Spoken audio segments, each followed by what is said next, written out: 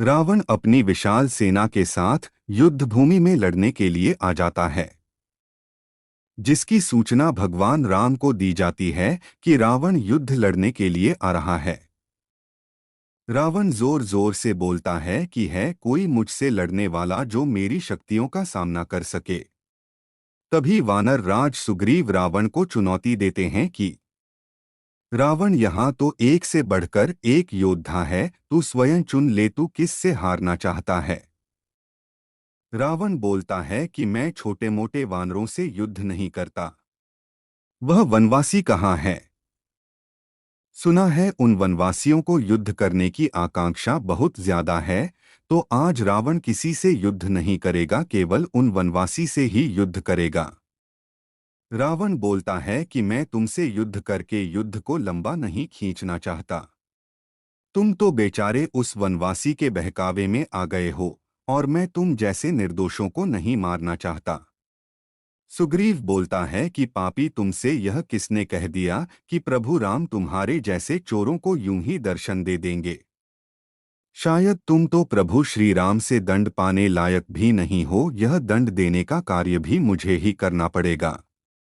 सुग्रीव और रावण युद्ध करने लग जाते हैं। रावण सुग्रीव को धक्का मारकर नीचे गिरा देता है और सुग्रीव पर अपना बाण चलाने की कोशिश करता है। तभी लक्ष्मण आकर रावण के ऊपर बाण चलाता है और रावण के हाथ से बाण गिरा देता है।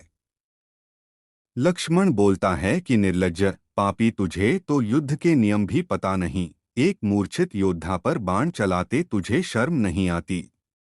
रावण और लक्ष्मण के बीच जबरदस्त युद्ध होता है। दोनों अपनी अपनी शक्तियों का प्रयोग करते हैं और तीखी बहस भी करते हैं। रावण ऐसे अस्त्र का प्रयोग करता है जिससे लक्ष्मण बेहोश हो जाते हैं। तभी लक्ष्मण को वानर राज उठाकर साइड में ले जाते हैं और हनुमान जी रावण से टक्कर लेने पहुंच जाते हैं। हनुमान जी और रावण के बीच भी जबरदस्त लड़ाई होती है। हनुमान जी ने अपना विशाल रूप धारण किया और रावण से टक्कर ली, तब वहां भगवान राम पहुंच जाते हैं। प्रभु श्री राम बोलते हैं कि भगवान शिव के त्रिशूल के समान प्रचंड वायुपुत्र हनुमान का वार तो तुमने सह लिया। तुम परम शक्तिशाली हो, लेकिन तुम्हारी वह दुर्दशा होने वाली है जिसकी गूंज तीनों लोकों में सुनाई देगी। रावण बोलता है कि राम जो योद्धा होता है वह अपने बातों से वार नहीं करता।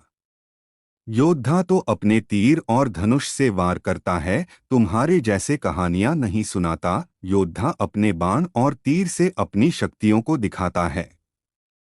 प्रभु श्री राम और रावण के बीच युद्ध शुरू हो जाता है। प्रभु श्री राम और रावण अपने अपने शक्तियों का प्रयोग करते हैं। रावण की प्रत्येक शक्ति प्रभु श्री राम की शक्ति के आगे फेल हो जाती है।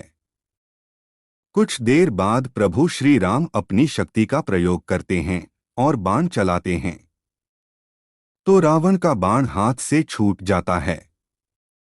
प्रभु श्री राम फिर से अगला तीर चलाते हैं तो रावण का रथ हिल जाता है।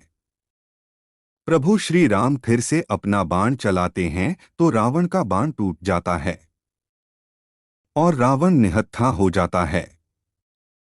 प्रभु श्री राम रावण से बोलते हैं कि पापी, तुमने लक्ष्मण को कहा था कि हमारे युद्ध का नियम नहीं होता, लेकिन पापी हमारे तो युद्ध का नियम होता है। मैं चाहूं तो तुझे अभी यमलोक पहुंचा दूं, लेकिन हम रघुवंशियों के खून में यह सब नहीं है कि निहत्थे शत्रु पर वार करें। तुम अभी जिंदा हो तो हमारी दया और हमारे नियमों की वजह से हो, वरना मैं अभी तुमको यमलोक पहुंचा दूं। रावण भयभीत हो जाता है और लज्जा से इधर उधर देखता है। प्रभु श्री राम बोलते हैं कि अब जाओ और कल कोई शस्त्र लेकर आना।